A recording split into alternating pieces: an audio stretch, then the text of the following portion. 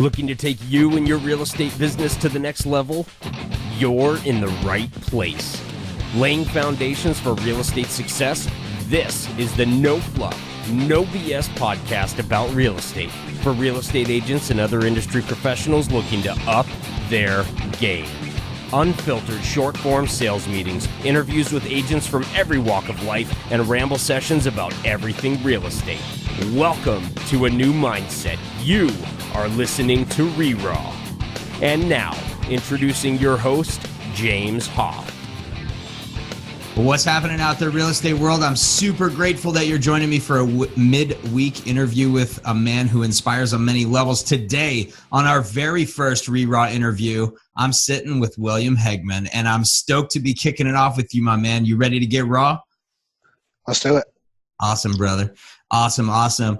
Well, my guest today, William Hegmann, comes from a tech background and jumped into the real estate world and has quickly made a mark that continues to grow. Not only is William a licensed realtor, he's the founder of The Social Agent and is helping agents not only understand how to acquire leads through the Facebook platform, but also provides a course that sets it up so the agent can manage the system on their own and make sure that the dollars are spent on actual lead generation. If that weren't enough, William's actually one of the founders of a fast-growing real estate brokerage called Realty Solutions and seems to be pretty much taking over the world one move at a time. So, William, I'm going to just give you a minute to fill in the holes on that intro and then, I don't know, give us a glimpse into what's going on in your personal life outside of work, man.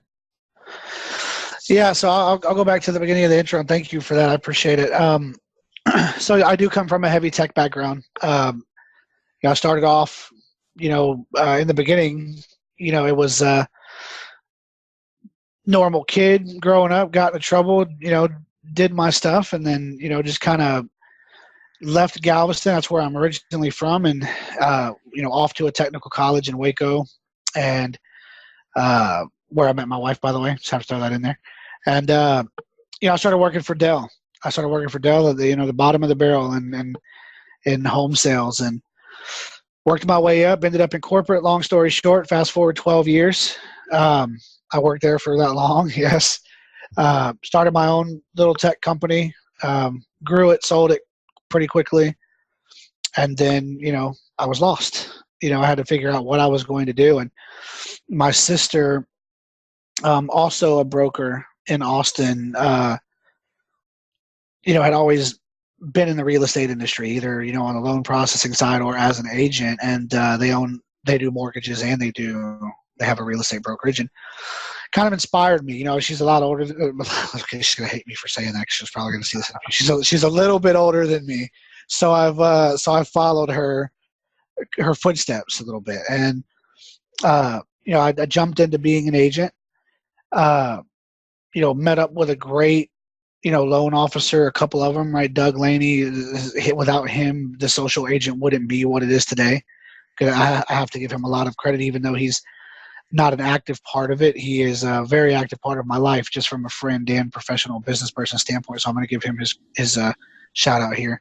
Ryan Jones, Patrick Connell, those guys, they make what I do every day easier, right? And so, when I became an agent, I started off just like everyone else, afraid of contracts, afraid of, how am I going to get my next paycheck?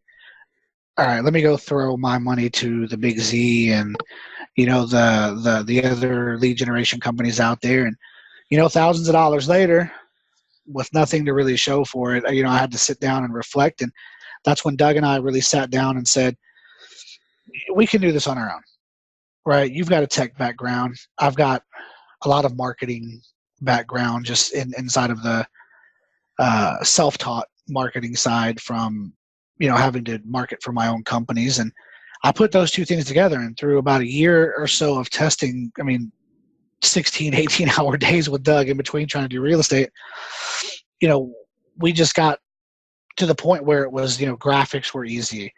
The content started to become easier. And then it just plugging in the pieces, the targeting, there's so much to these ads that I do and how to get them in front of the right people and constantly pivot when the market changes or when Facebook changes that make it all what it is, right? And that's how the social agent kind of came about, because I started learning those things and generating so many leads, and then slowly people just started to find out about what I was doing. So to probably answer a question before you ask it, how the social agent started was never something that was created for the purposes of generating sales from realtors or loan officers. It just kind of organically happened, and people just found out about what I was doing.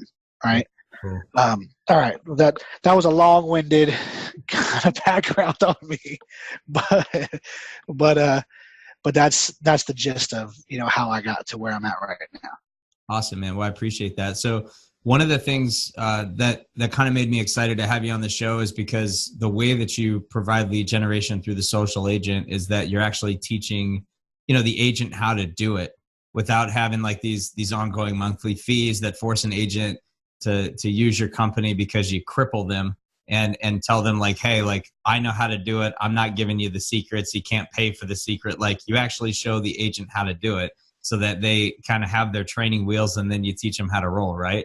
So obviously without giving away all the secrets to the business, because I know that's, where it makes you unique. I mean, that's the part of what you actually sell.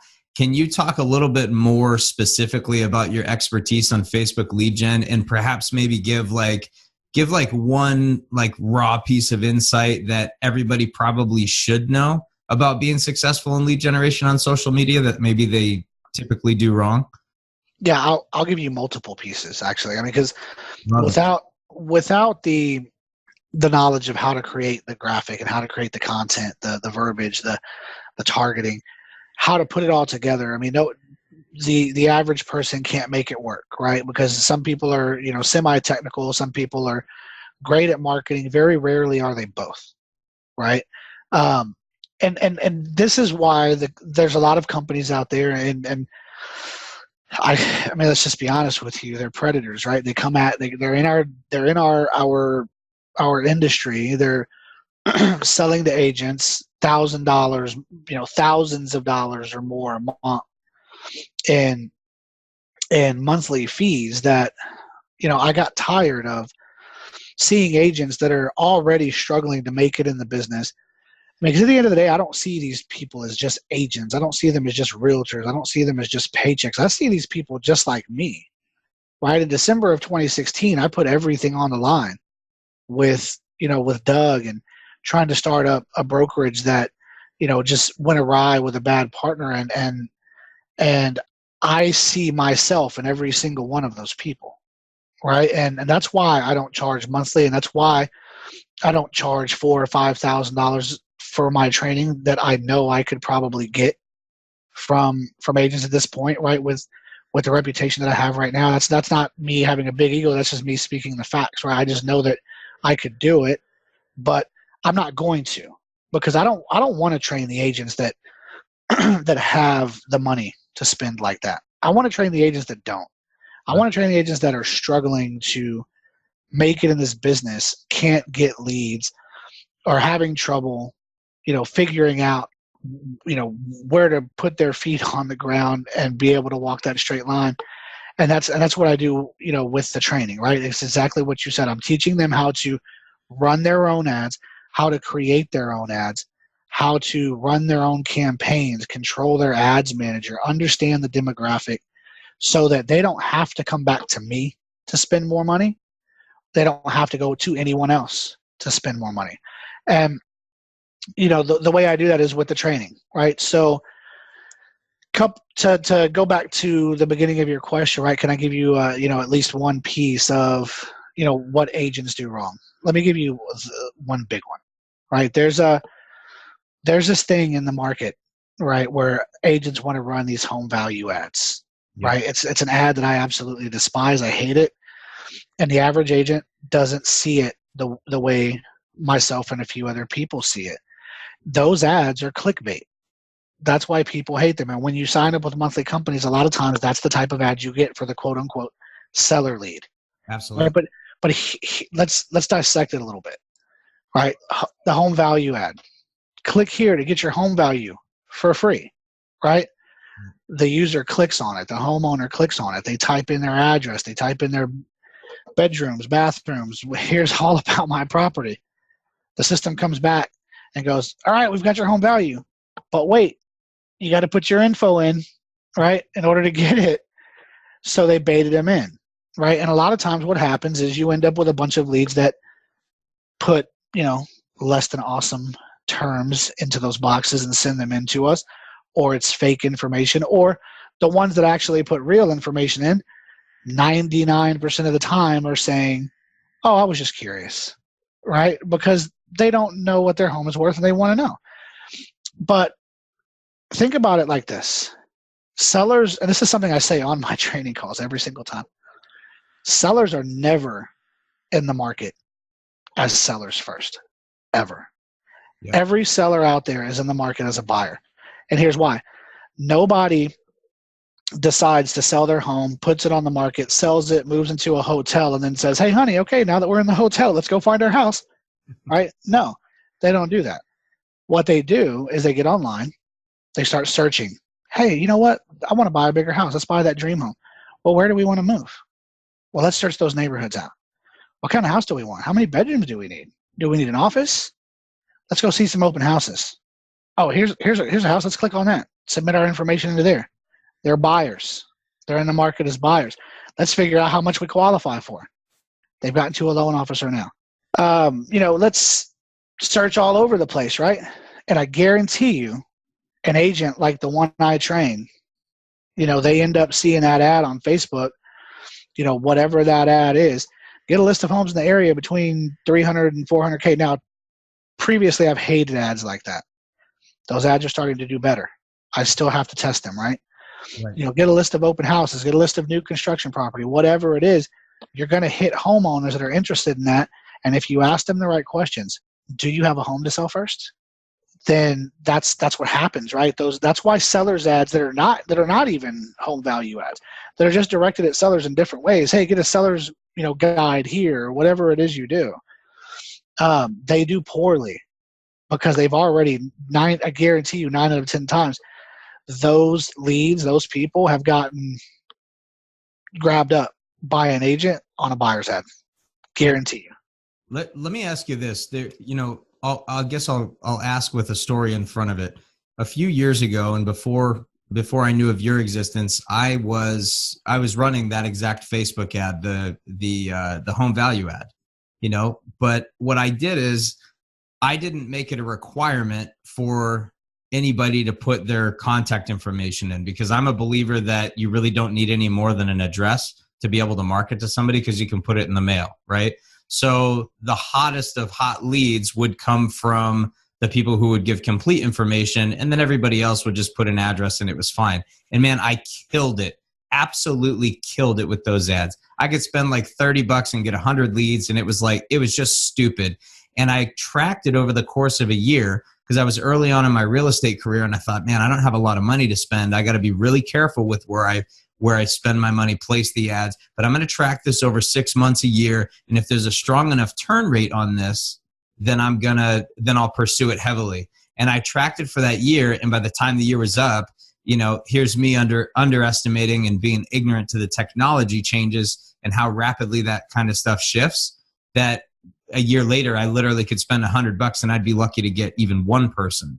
So what I kind of came up with as a conclusion as to why was because a couple people see these home value ads at the time and realize that could work. So they start trying them. And then Facebook or whatever social media platform gets saturated with that same type of ad. There's such high demand. People stop falling for the clickbait, if you will, and the ads don't work anymore. So with that long story, I hired you, and I've seen over the course of, it's since October that I've been running ads with you, actually. So what's the difference between these type of ads, and what is it that's not making them die out? Is it because they're adding such different value? Because of the value proposition of get your list of homes under whatever, what's the shift? What's the change? Or is it really just social media algorithms? No. So the biggest piece of this is that ad is not a good ad. Right. Period. What it does, and what it does is it creates a false sense of, oh man, I'm getting a lot of leads. I'm getting busy here, right? And then a lot of companies started to pick that up. It may have even been derived from a company out there, and then an agent saw it, and then it just spread like wildfire, and then it was just everywhere. Every agent on every block was running a "What's your home worth" ad, or "Get your home value for free" ad, right? But in reality, the quality of leads on that is just not good. Yeah, it's going to bring in a lot of leads, and I'm not saying that no deals have ever come out of it, because I'm sure there have been. But if you, like my business partner Patrick Connell says in the brokerage, what's your hourly rate? The average agent doesn't know that. How much time are you putting into something, and how much have you gotten out? Right? Like some agents say, yeah, I mean, I got 100 leads, but I closed 2 deals on it. But and that's a good turnover rate, right? But with those ads, I think that people were seeing like 500, 600 leads over the course of a couple months in the beginning.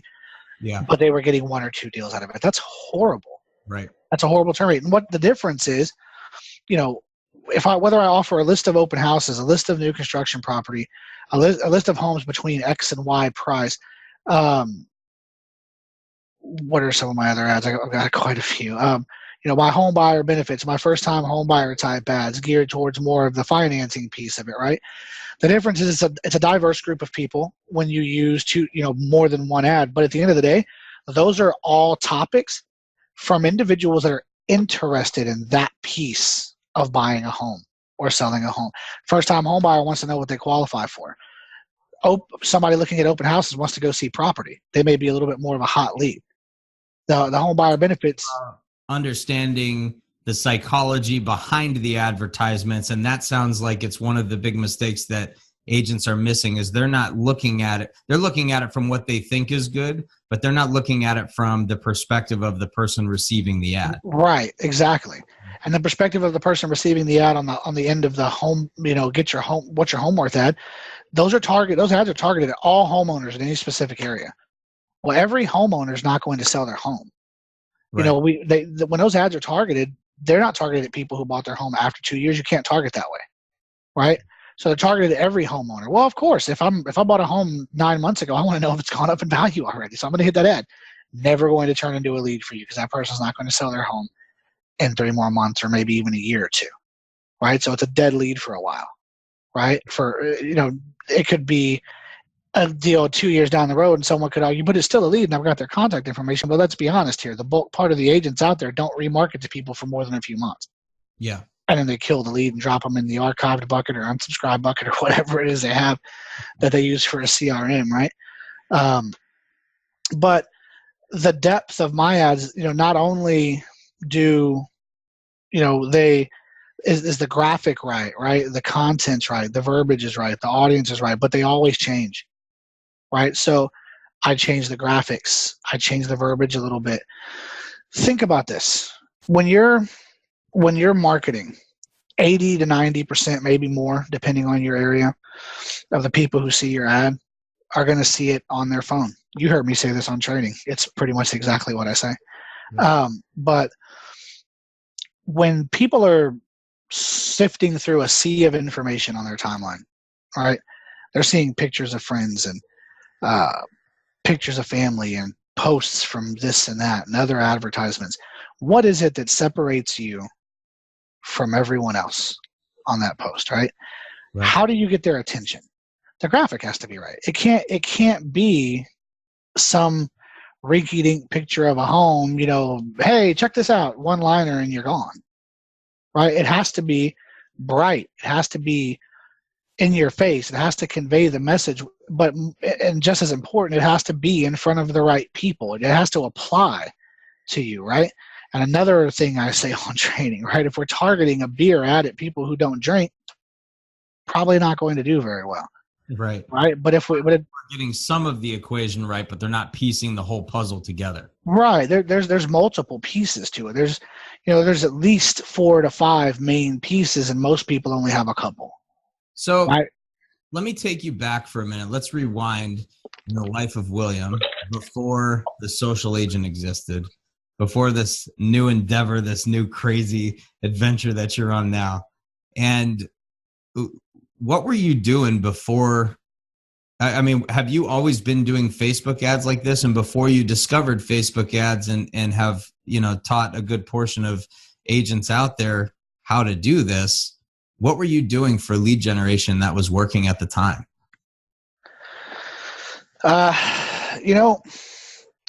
Nothing, to be honest with you. I mean, let me backtrack that. Scratch that. Strike from the record. But I mean, I was out meeting people, right? I was doing the networking events. I was getting in front of people, right? At the end of the day, this is a relationship business. I can help people generate leads all day long at this point. I can't help you close those leads, though. They are closable. You see in the group that people close tons of leads in there, right? Yep. But a lot of agents, they'll fail to get in front of them. You can't rely on drip campaigns, although drip campaigns are helpful by keeping your name out there. But they may see your email, they may read it for a second, but at the end of the day, you're still just an email in a sea of emails, and most of the average, user's inbox, there's a ton of them. You can drip text them also, but until you get in front of someone, until you say, hey, let me buy you a coffee, let's meet. Right. You are not a person to them. You are just you're just somebody on a text message or an email that they have no idea. So what was the frustration or the event, or can you take us back to that light bulb moment? Were you in a dark place, or did something just click one day? What was it that all of a sudden was holy crap? What if the Facebook stuff? So it's a mixture of both. So I was in sort of a dark place, right? And Doug Laney, like I said, I credit him for pulling me out of that hole. Mm-hmm. And I was also just, the light bulb went off, and it was with him that it happened. It's, he was doing kind of a version of Facebook ads and, with the company he was with at the time. And we just said, you know what, man, we can do this ourselves. We don't have to pay, because Zillow or, any other companies like that. And I don't know if I'm allowed to say their name. You can strike that if you need to, but, or any other company to do this, right? Because they kept coming after my business. And I was at a point where, and I'll get Doug on one of these calls with us, these interviews with us at some point. He'd be a great person to have, and he'll tell you, man, I was trying to strong arm him into doing $5,000 a month in Zillow, because I was like, that's the way we got to go. And thankfully, he kind of pulled me back down to earth and was like, dude, you can do this on your own. And then I just figured, you know what? Yes, I can. I've got the tech background. I've got the marketing background. And then at that point, it was just testing and testing and testing and testing. And, you'd be horrified if you saw the spreadsheets I have with all the data and demographics and results. And you probably look at it and throw up. But it's a lot of stuff. But, and then we just slowly but surely, we just honed in and we were like, why is this ad doing well and this one's not? And, why is this one doing well here and this one's not? Right. And then we just started to figure out the market, right? The Austin market is completely different from the Houston market. I can launch one ad here in Austin, launch the same ad in Houston, and Austin will get 2 leads a day and Houston will get 10 for the same amount of money. Right. But then I switch that ad up a little bit in Austin and go, you know what, let me try to figure out, maybe it's this, right? Maybe the area is just a little bit more artsy, right? Which is what Austin is. A lot of music, a lot of art, a lot of, just a different diverse group of people, whereas Houston is very business, super fast moving. So the different graphic, same ad, changed the graphic, made it more fun for Austin, made it more, professional, clean looking for Houston. Boom, I got them on level playing fields with the same ad, with just the change of a graphic, right? Unreal. So it's little things like that. I'll put it out there. There was a person, she mentioned your name. I'm not going to put her name on here just for the sake of, I don't have her permission to do that. But she trained with me. She's probably 20 miles east of you in your area.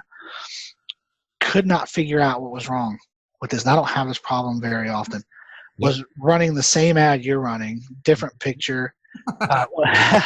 Well, she's in a little bit different area, so she was absolutely away from you. Yep. But it was, I was thinking, man, it's not that far away from James. What's wrong here? And we changed the picture a few times, and we changed the the audience a tad, and we changed up the verbiage, and it just wasn't working.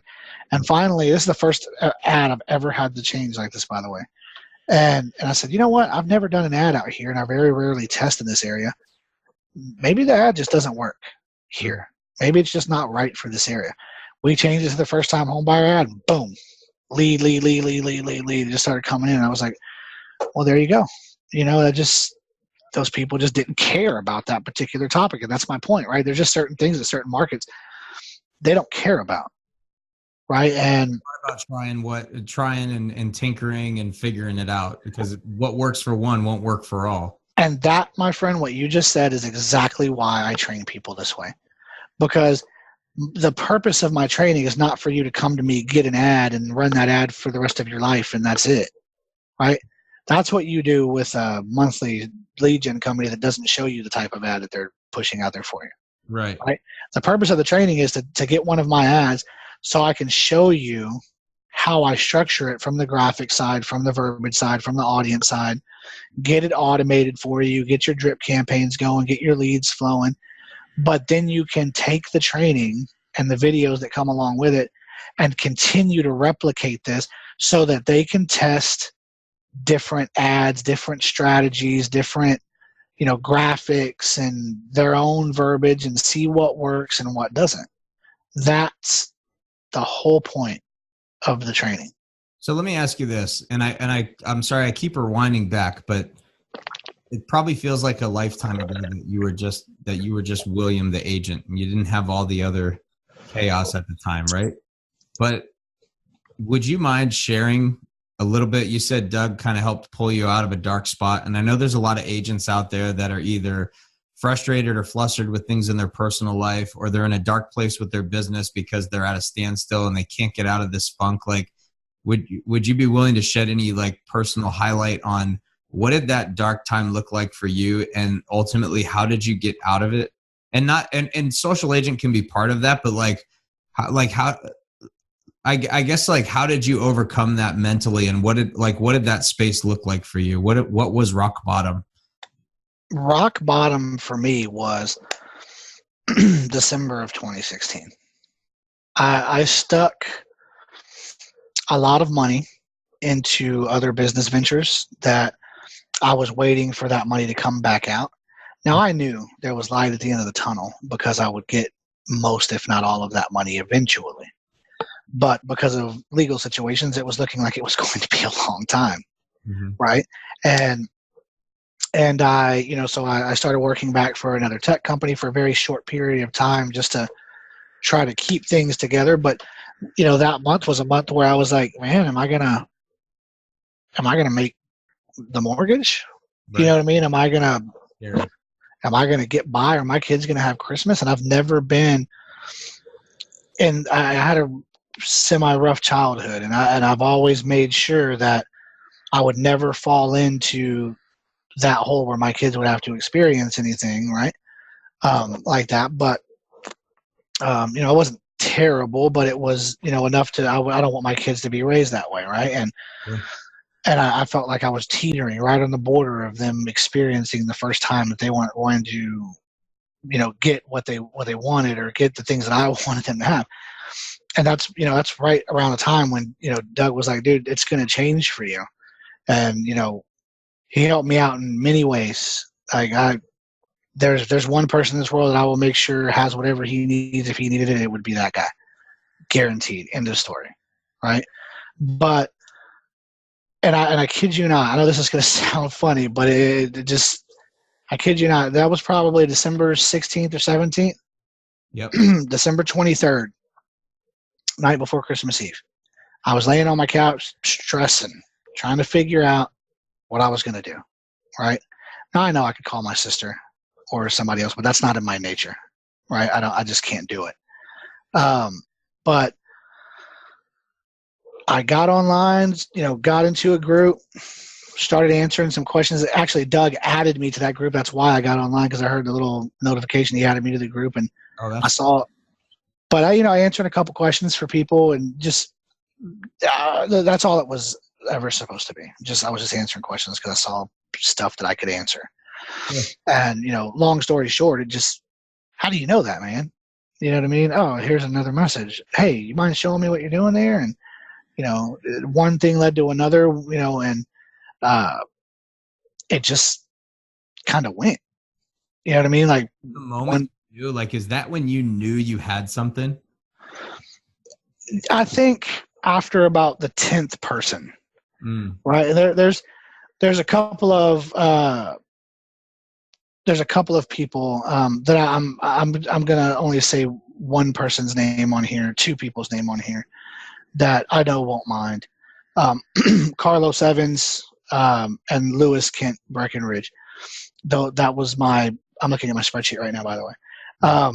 That was my 5th and my 10th training ever, right? It wasn't until after they trained and we got about 2 to 3 weeks, because this training's developed a lot since then. Because when I trained them, I was still using landing pages and still figuring out Facebook's lead generation platform. Got it. All right. But it just started working so well for them. And then Lewis was like, man, I got this buyer approved. I got this seller going on. I got this going on. If I remember correctly, Lewis was kind of the black swan kind of deal, right? He was having, it was rough in his market, tough for him, and just to get footing with all of the other competition in a smaller area. And he did phenomenal with it. And I still keep up with him today. We're still good. We're still friends. We still talk. And that's when I realized, okay, you know what? This is something, right? And then it got to the point where there was another trainee and another trainee. And then, by the time I got to 40, I was like, you know what? I'm going to take another big leap of faith here. I'm going to leave the comfort of, it wasn't much, but the paycheck I was getting. Sure. That was guaranteed, right? As long as I had a job there, I walked away from it to do this full time. And then I was like, okay, the idea was, all right, well, I could focus on real estate part-time, and I could train people. So I'm going to limit it to 2 a day. And that quickly became something that wasn't feasible. Yeah. Right. And I had to make a choice. Do I want to continue training people, or do I want to focus on real estate? So, even though I know my prices for my training are like a fraction of what other people charge, I just had to find a happy medium between,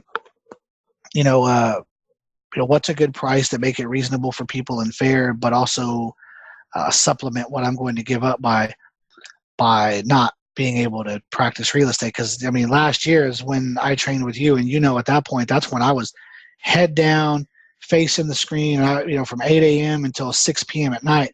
It was literally back to back to back to back trainings, one-on-one, because I didn't even have the video option. You didn't have the videos yet. Right. I didn't have the videos until right about the beginning of this year. Right. I believe it was. And I had to do that just to be able to get to individuals, because at one point I got out to like 4 or 5 months out, booked back solid. And then, of course, throughout that time, I had probably trained about 1,000 people. Wow. Right. And you get to be more than just a trainer to some of these people, right? Some of these people will and I call them my friends now, and just, peers, whatever you want to call them, people that I love to interact with on a daily basis. But you hear these stories, like, how they're not doing well, and, or they do have a few deals going on, but their team is taking half their money, and then their brokerage takes another 30%, and, they're barely making it doing 4 deals a month. How do you barely make it doing 4 deals a month? I'm asking myself.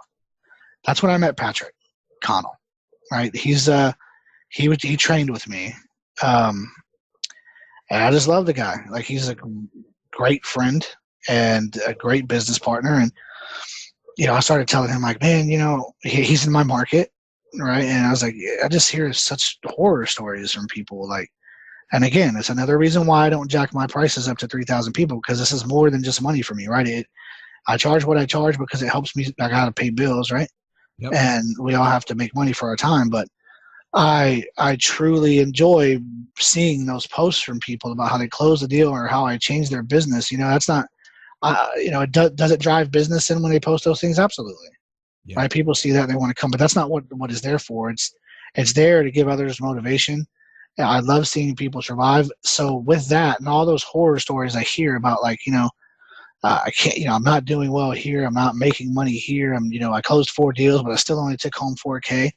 I told Patrick, I was like, one day I believe it was literally this. I said, there's got to be a way to create a company that doesn't take a bunch of money from everyone, but can survive as a company and give agents what they need, but allow them to keep a lot of their money. So that's when we set out to create Realty Solutions. Realty Solutions isn't a huge moneymaker for us yet. We're still growing, right? But since August of 17, I think we just hit the 50th agent 2 days ago. Wow. In 6 months, or what is that? What would that be now? That's 8 months now almost. But we charge a flat fee, no matter what size the deal is. Right. It's $4.95, but we don't charge our agents monthly fees. This is not an attempt to recruit people. I'm just giving you the reason why the reason why we structured it this way was because we want our agents to be able to keep their money. We give them, the new KV core conversion system. We generate broker leads for our agents. We don't charge them to be on a lead generation platform on our company, and we only charge them 30% on broker leads, right? Because we have to recoup our money and make some money, right? They get DocuSign. Their E&O's covered. They've got great support, right? And more importantly, they have the best training from what I'm going to say it's the best training. It's mine, but and I think, even when potential recruits come to us, I tell them, like, my goal is just to see you guys grow. I don't focus on the bottom line. Patrick does that. And I just want to see you guys be successful. And, if I can make them successful, then the company is going to be successful. It's the same motor that the social agent drives off of. If I can make those agents successful, if I can provide them with a great product, then my business will grow as a result of that success, right? And that is exactly the mentality that Patrick has with this, and that is exactly why our company is growing, because that's exactly what we do. We treat our agents not only like their clients, but like their friends, like their family, like we'd want someone to treat our own, right? And because of that, it's just been a successful situation. And this last year and a half has been a wild roller coaster for me, but it's also been a very humbling one. And for me, it's still very odd to have my name out there as, however far it may be in the industry. And but I love it. I wouldn't change it. I wouldn't change it. So I hope I answered your question there. Again, I'm pretty long-winded with this stuff. As you can tell, I'm pretty passionate about it. So cut it all down. No, I'm kidding. No, I appreciate it, man. And the details are great. I mean, I think there's a lot to be said for, for someone that, comes from a place where, regardless of whether it grew into you being an agent selling a bajillion houses a year, or you ultimately starting a business and multiple businesses, I guess, actually, that are helping other agents grow their business, you're still in the real estate space. And I think it's inspirational to show other agents that you can come from a dark spot. And whether you're an agent or a loan officer, or a title rep, like, you can come from a dark spot. And I don't want to say luck isn't the right word, because I don't think you lucked into this, but like, you kind of make your own luck, right? But you found something that was a positive skill set, and something there was a gap in the community with, and you capitalized on it, and it helped pull you out of that rut. And I think that it's super important for agents to realize and understand that, we don't have to reinvent the wheel. But going against the grain and doing something that like makes you uncomfortable, like door knocking for the sake of door knocking, is also not going to get you necessarily out of that rut. Like, sometimes what you have to do is find something that you're passionate about and double down, triple down on it, whether it's helping you generate leads to sell houses, or in your case, helping other agents learn how to generate leads and learn how to run their business. I think it's really powerful. So I'll tell you what, before we get too far into the next segment here, let me throw a quick commercial in here, and we'll get right back to our conversation. Hey everyone, it's your host James from RERAW. Did you know that one of the most important parts of running your real estate business like a business is having a budget, tracking your expenses, and knowing and understanding where your money is actually going? But if you're like me, getting bogged down with the budget can be frustrating and taxing on the time you should be spending generating leads and working with your clients. This is why I use RealtyZam. RealtyZam is the best accounting software for real estate agents, hands down. And no joke, I've personally used this product for over 3 years. Not only do I love it, but my CPA thanks me every tax season. It works great on the computer, or they've got an awesome app that you can download right to your smartphone. Customize your expense categories, store receipts, track income and expenses, and assign them to specific transactions so you know your actual margins.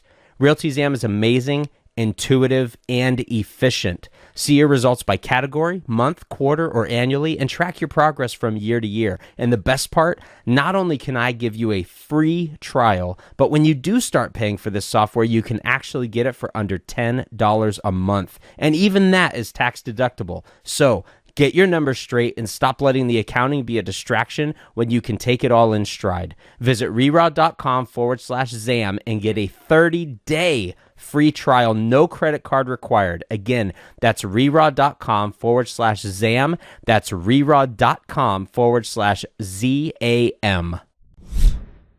All right, thanks for that. Welcome back, everybody. So I want to shift for a minute and now kind of put your hat on as not just this man who's helping people understand social media, but I want to shift the conversation a little bit and talk about your perspective as a leader teaching other real estate agents how to run and operate their business. And I'm curious from your perspective as, you know, this founder in a brokerage and Realty Solutions, aside from social media, what do you see right now as one or two of the biggest mistakes that today's agents are making with respect to growing their business?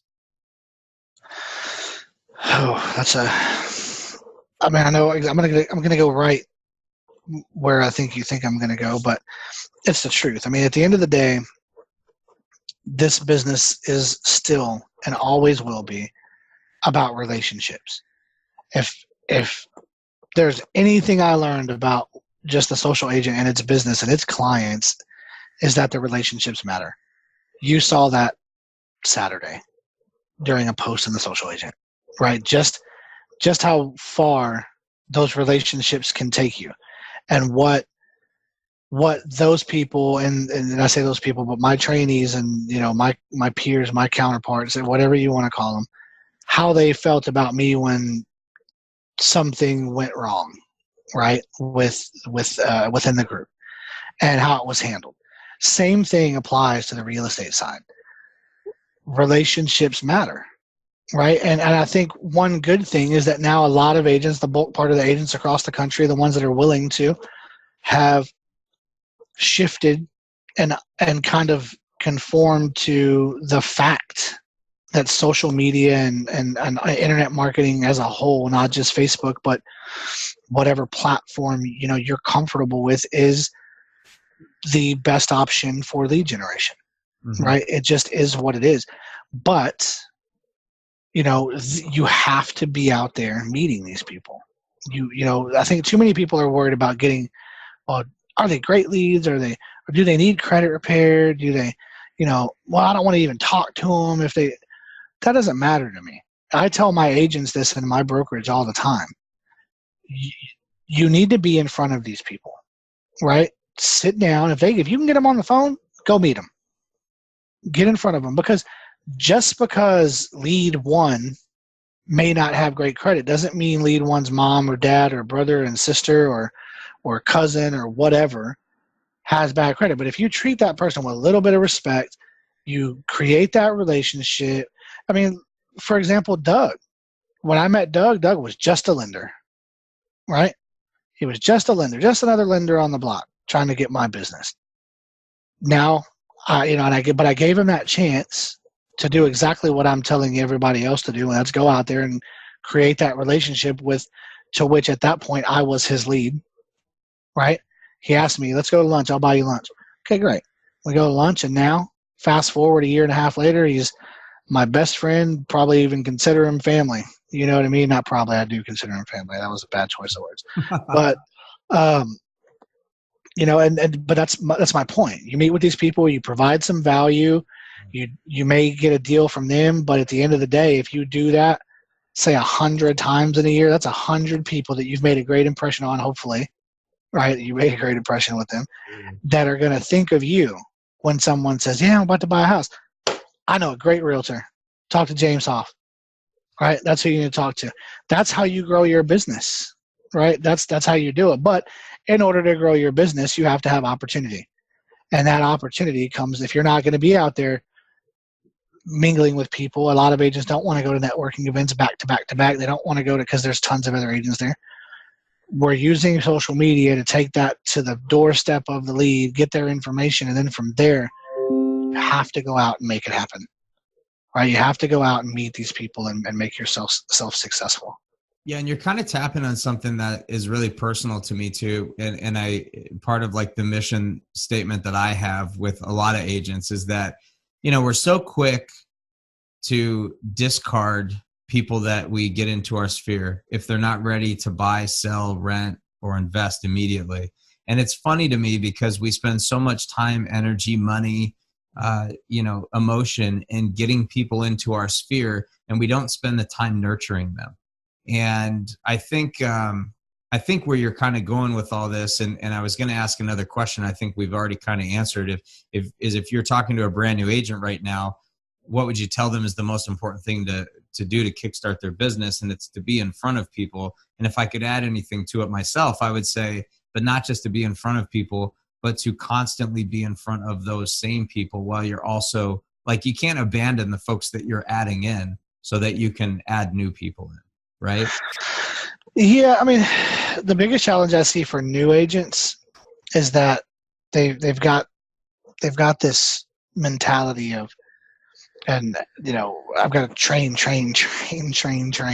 right? And a lot of people train their way out of the business. Yeah, they over prepare so much that they never actually get off the ground. Exactly. Well, they never actually work. It's because they're spending so much time in trainings and quote unquote learning everything that, you know, like the biggest fear that the average agent has when they come out of real estate school is contracts, right? So they you know, you tend to hyper focus on those negatives, like what am I going to do when I actually get a deal? What you should be focusing on is actually getting a deal, right? And then you know, if you need it, hire a mentor if there's not one for you at your brokerage. You know, pay them 10% of your commission, help you write the contract, walk you through. Though, you know, those are the things they need to be doing, you know, on top of, you know, doing a little bit of training here and there. I mean, but at the end of the day, the only way to really know this business, James, and you understand it because you're an agent and I'm an agent, is to get into it and do it. Right? You can't write a great contract no matter how much you prepare for it on a training until you do it, and then you do it again. Yeah. And then you do it again, right? And eventually you get to the point where, you know, you're like, I got to use Patrick because he's probably one of the smartest real estate professionals I know, right? You just learn it, and eventually pull that trigger, you know? Right. You just learn it, and you master it. In the sensitive, you know, world that we're in. But the reality here is real estate's all about hunting, and you eat what you kill.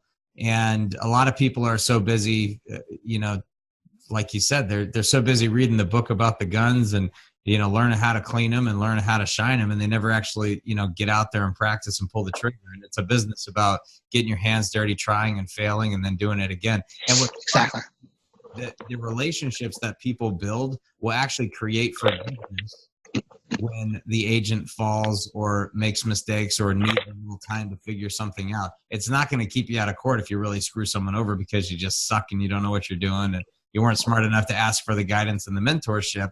But so many people are just, they're afraid to fall. They're afraid to make the mistake. And it just, to your point, it keeps them off that launching pad. So let me ask you this then.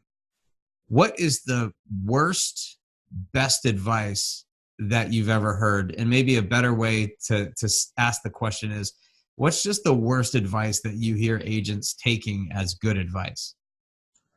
Send mailers and door knock. That's the worst advice that an agent gets.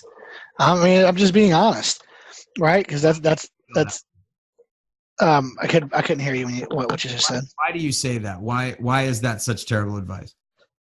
You know, there's I'm sure when the agents hear this, they're going to be like, some of them are going to be like, no way, like, that's horrible. But let's be honest here. What's the first thing you do when somebody knocks on your door and you're not expecting them? I get right.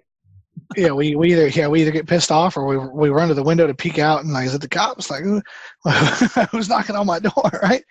We don't want to deal with that person. The average American is out working all day. They come home, they get a knock on the door, and it's somebody trying to sell them something. They get pissed off, right? They don't want it. There's a ton of homes out there with no soliciting signs on there, and there's a ton of them that don't have them that should have one up because they don't want it, right? Agents that take those no soliciting signs as trophies and brag about it, and they disrespect the people who just want a little privacy. Yeah, and at the end of the day, that doesn't do anything for your business. It may make for a funny post on Facebook, but doesn't get you anywhere. It doesn't turn into dollars, right? But and then on the flip side of that, the mailers. I mean, let's do the math here. I'm going to pull up a calculator on my side.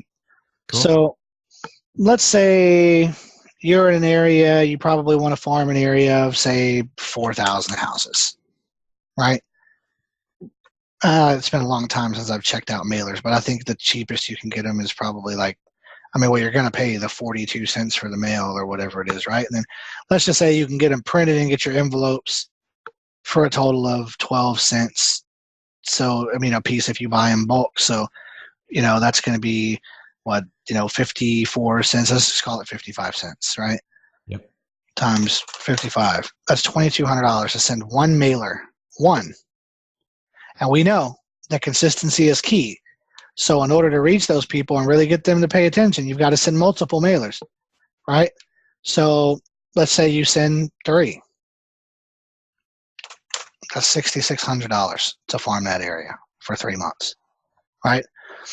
Now, if you're like me, and I don't know if everybody's like me, but I check my mail maybe once every 2 to 3 weeks, maybe. And when I do, it's full of junk. And you know what I do? If it doesn't look like it's important, I throw it in the trash. I don't even look at it. But let's go back to the numbers real quick, right? So we know for a fact that I can guarantee you there's not many lower than 55 cents. I think I'm actually underestimating that cost. Yep. But to send 3 mailers, let's just call them a month apart, right? $6,600. If you were generating leads on a social media platform at a worst case scenario, let's just call it worst case scenario. My ads in particular don't really ever reach above $10 to $12, $13. Sometimes they do. That depends on the time of year. But let's just say we're at $15 a lead, right? Which, again, super rare, right? Into 6,600, that's 440 leads that person could have generated, right? 440 individuals.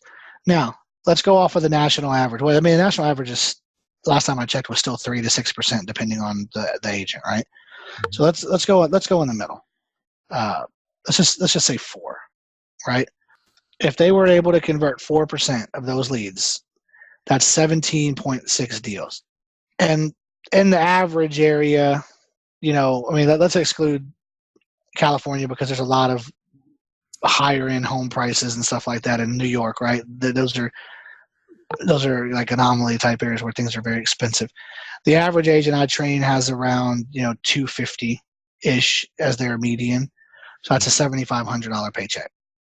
So 17.6 at $7,500, that's $132,000 for a $6,600 investment.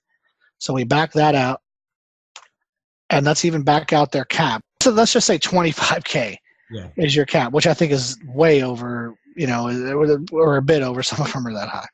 Absolutely. Even at a $25K cap, that's $104,400 after they recoup their marketing, after they've paid in their cap to their brokerage, before taxes, right? And if you're smart, your tax rate's really low. But I'm just no, but I'll have the accountant come on in a ramble session one day. Right, there you go. Exactly. He's gonna be like, "What are you talking about? $104,000? They didn't make that much. They only made $13,000." It's figures in all my life. No, but I'd like to give but a shout out to the IRS if you're listening. Just calm down. yeah, this was just a joke, just a test. Just a- No, but that's my point, right? That's the return on that. You know, I highly, in my experience and the data I've collected, because I ask my trainees a lot, and a lot of them have done direct mail.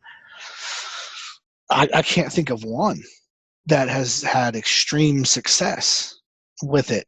But on the flip side of that, none of them have had targeted approaches to that specific. And you're absolutely right. And I think that's great advice. I think that people have to be more strategic. So the worst advice is to go out there and bang on doors and piss people off, and then to just massive bomb like an area and think that somewhere it's going to work in the short run.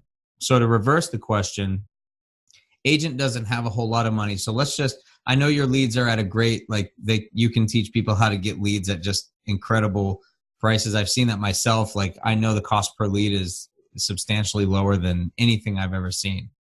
But let's just assume a new agent has no money. What's the best free opportunity for that agent to go out and connect with people and lead generate? You know, the best thing that I've seen since, outside of the paid marketing, right, is now I have to say this because, it is another program. Yeah. But this individual does charge for it. It's organic marketing. It's how to work the Facebook algorithms, how to work your Facebook sphere, how to work those groups. Now, we've seen a lot of people do that, right? You see a lot of the posts like, what would you do if, would you love a kitchen like this, right? You see those posts all the time from, and they're awesome, beautiful kitchens or whatever. But this is more on the personal side, right? Just how to create interaction, making it a habit to interact with the people that are on your Facebook profile. And that's great for a new agent, but it can be a longer term play, because you've really got to work it. So it takes some time, right? I think that would be one thing, but even if they didn't want to pay for something, you've got to work your sphere. And when I say sphere, I don't take it back to like the whole, brokerage rah shit that's out there, right? Let's be honest. I don't mean call your family members 800 times and let them know that you're a realtor and try to get them to buy a house. I mean, just, talk to people, ask them about themselves, let it happen naturally. Oh yeah, that's cool. You're a banker. Yeah, I do real estate. Maybe we can, I'll refer some people over to you. Think of me if you need an agent. Just very subtle, drop it on them. That's what new agents should be doing, in addition to being out there and meeting people.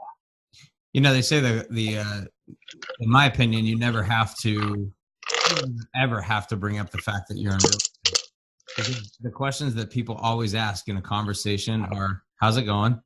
What you been up to? Like, right? How's your family? How you doing? What's new? What are you doing for work these days? Right? People always ask. Mm-hmm. Always ask, how's your family? How are you? What are you doing for work? Yep. It's come up all the time. You've been doing anything fun lately? Oh yeah, I've been actually working kind of hard lately, so I haven't been going on a ton of vacations, starting a real estate business. Oh, you're in real estate now. Yeah, it's so funny because it's like the polar opposite of the door knocking, right? And I know there's agents that door knock. Don't go hating, all right? I'm not a door knocking guy myself, but there's success for all of us in different ways. But it just starts the relationship, and it nurtures it in such a different way that I find to be highly successful by comparison, because you humanize the approach and you show that you genuinely give a damn about somebody else, which I think is super important. What would you say excites you the most about today's real estate environment? Oh, yeah, these are me some zingers, man. I'll cut out the ones you suck. I like some of the stuff that I'm seeing. There's obviously a lot of things out there that kind of irk me a little bit, with certain companies that are out there making certain moves that really devalue what we do as agents.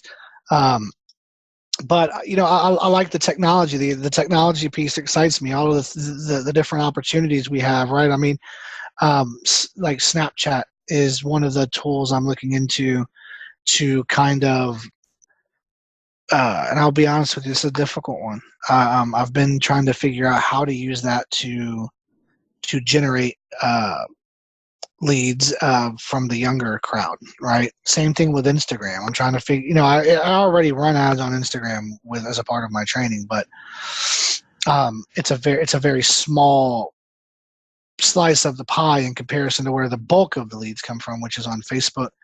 I've been looking at LinkedIn. I'm liking some of the things they're doing with their platform. That excites me that because you're able to get to a different demographic. You're able to go to a platform of nothing but industry professionals that are all grouped together and sharing content. That's a great way to go after people. Nextdoor is another one I'm looking at. Things that I don't think a lot of agents are really looking at from the big picture side, right? Most of them are seeing the ads like, hey, become the realtor in your area, right? And they buy the little ad and stuff like that. I'm trying to figure out how to farm those tools, how to organically, that's where the expertise of some other people that I've learned from come in. How to use all of this in conjunction to tactfully generate leads and just become well known in your area. That's the key. Right, there's some very successful agents in my specific city. I'm in Round Rock, Texas. I mean, it's basically Austin, but it's a separate city. That are very well known here. They have their own little niche. They have their own thing. But yeah, I'm loving the way that things are trending in the technology side and all of the tools that are available to us that don't require us to have to go door knock and send expensive mailers. Like for me, I'm always going to be someone that says your money's better off, you spent somewhere else, because that just is not what I do. Right. But, so yeah, that's really it for me. Right. That's the technology. This is like a off the top of my head question, but do you have any technology, like whether it's a phone app or like, is there any piece of technology that's not necessarily super expensive, but you just find is like best valued thing ever that has helped your business in ways that you didn't think like it could? Yeah, actually there's one. It's one that Doug Laney gave me when I first got into the business. Actually, it's more of I think it's a lender. I think it's only offered to lenders, and so you can probably talk your lender into getting one. And anybody who's listening to this, Listing Booster. I don't normally give shout outs on tools and stuff like that because I don't want people to think it's a paid promotion. I have no relationship with that company. Just disclaimer there. No, yeah. It just worked well for me. It was it automatically syncs to my MLS numbers, and when I have a listing, or if I want to use someone else's listing with their permission, I don't know if you guys have to have permission to promote someone else's listing in your state. If you do, great. If not, I would check before you do this. But you can load them in there. You can post links. Say, check out this new property that hit the market, and it just structures it very well. I mean, there's a few tools out there that do this. It structures them very well. I can print flyers from it. I can generate leads. So when they pop up, the person has to enter their info to get that in, to get that information. It's borderline clickbait, but at the end of the day, someone makes a choice, right? They don't have to put a bunch of information in and then be told they have to give their personal information. It just tells them straight up, you got to put your info in here if you're interested in this property, and then, generate some leads. And I've gotten a couple deals from it, and, and I didn't use it heavily. I'm sure I would have gotten much more. But I was also able to double end a property I had for sale that I was a listing agent on. I got a buyer from it by posting on that listing booster link, and I intermediaried that deal. So yeah, it's a great tool that any lender can give you. Most lenders have it. I think they charge like $11 for the year or something, because the lender like legally has to charge you the $11. Something. Yeah, they have to charge you something. And I think the minimum one is $11, but if you can get a lender to give you that, do it. It's a great tool. Awesome, man. So a couple more quick questions before we wrap things up, and then I promise I'll set you free. Do you you're in a leadership role now in more ways than one, and as a leader, you're kind of burdened with constant need for your own self-development, both professionally and personally.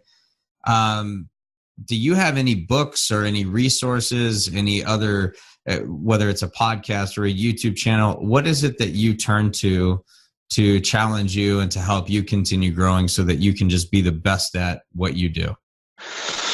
Yeah, I mean, I've actually literally have a book sitting right in front of me that I just picked up. I'm through a few chapters of it. It's Crushing It by Gary Vee. Follow a lot of his stuff. I've got a lot of, content from when I first started from Ryan Stewman, with the Hardcore Closer. Never been a customer, probably should have, I don't know, but I got so busy with my own stuff I didn't have time to train with anyone. But he's got some great books out I've read. He's got a lot of great content that he puts out there for free that I've read. Different, there's a few other books out there. I mean, a few others that, one in particular, Think and Grow Rich, is a great book. Every time I read that book, I've read it probably 6 times, and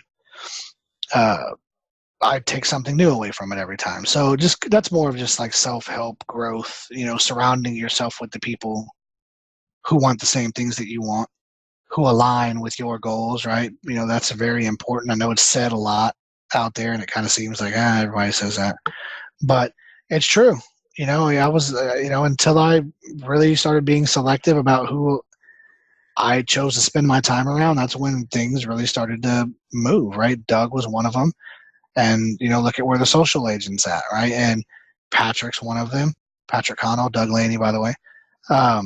Patrick's one of them. And look at where the brokerage is at now, right? We're growing fast, and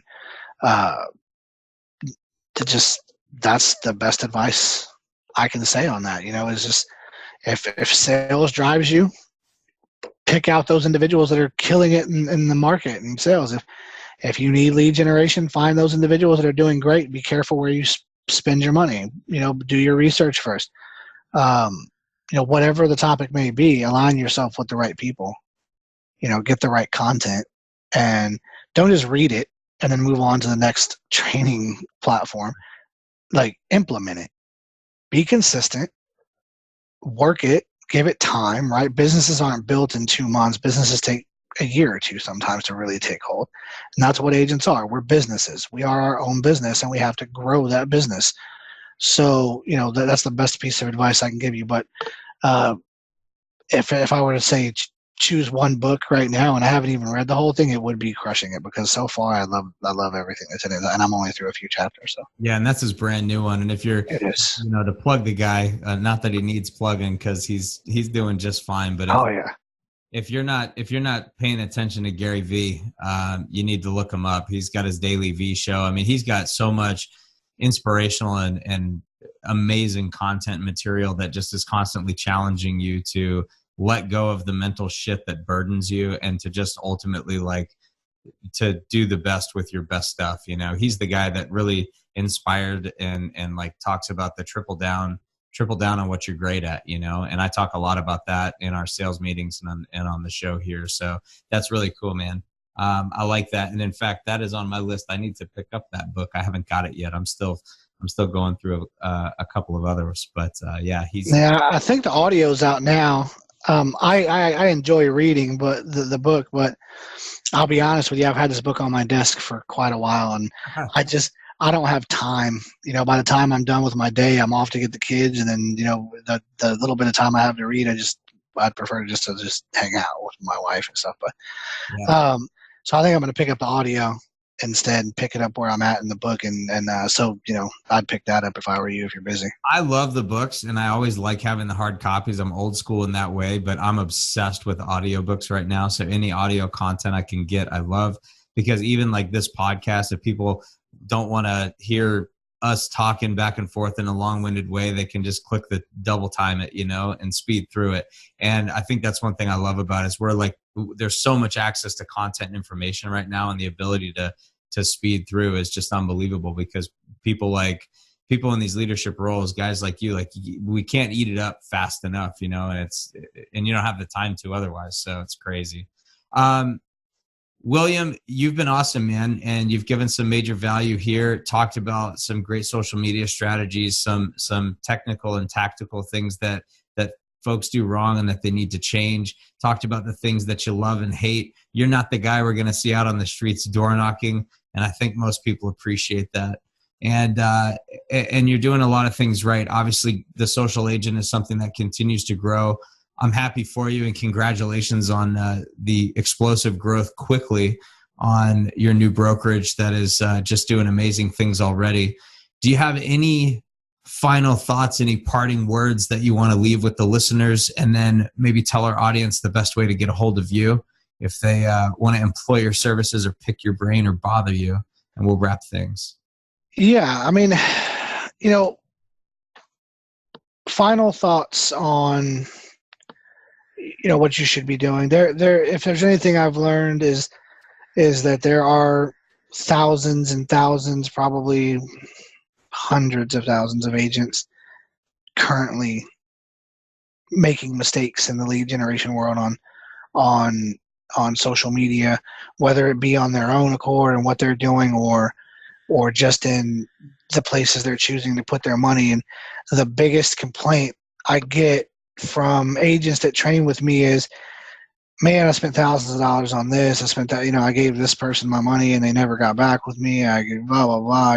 There's so many little horror stories out there. Is even if you don't choose to train with me specifically, do your research. Talk to other agents that have employed a certain individual or companies that are out there. There are other reputable guys in the business. I'd be lying to you if I said there weren't. But, I can only speak for me.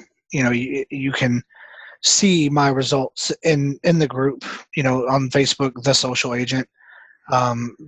There's some other groups with similar names. Mine has just about 22,000 agents in it. So it's not hard to find. You can go in there, and I actually prefer you to do that. You can check out some of the reviews. You can talk to James. He's a trainee of mine. I mean, you can talk to other people in the group. You can take it to their inbox if you want to and have a private conversation and get a real feel for who I am as a person, who I am as an agent, who I am as a trainer, before you make your decision to hire me for training you on social media. But again, even if it's not me, be very careful with who you decide to employ. Just make sure that they're legit. That's all, right? Because there are some great ones in our business. There are some not so great ones that are out there just money grabbing from agents that have no idea what the real estate industry is or what it's about or how to target the right people and generate leads that way. So yeah, you can reach me through The Social Agent. You can look me up. It's William Hegmann. For those of you who don't know how to spell my first name, William. Last name is Hegm as in Mary, ANN, 2 N's. Friend me on Facebook, send me a message, whatever. I'm usually pretty quick to get back with people. Message, man, you are on it. Yeah, I appreciate it, man. Thank you very much. Great. This was a great interview, and I'm excited to see where RERAW goes as well, and I'm hoping to be a big part of it as it grows. Yeah, thank you, man. We'll be excited to have you back on a ramble session and make it happen. So, folks, you heard it from the social agent himself, William Hegmann, making it rain out there in more ways than one. Finding success in the real estate business as an agent, as a trainer, as a social media expert. Ultimately building a business that I think is going to start taking over the world in the years to come. William, thank you so much for being here. Folks, everything that you heard today is going to be available in our show notes. So if you weren't in a place to write stuff down, take notes, you forgot the books, the tips, the tricks, whatever it may be, or if you just don't know how to spell William, we'll put that in the show notes and we'll link you right up to his social media so you'll have access to that. Just go to RERAW.com and look up the episode and you'll be all good there. So thanks again, William, for being here today. You guys have been listening to our very first RERAW interview. Thanks for tuning in. I'm your host, James Hoff. Remember something, real agents work and you absolutely need to be one of them. We'll see you next time.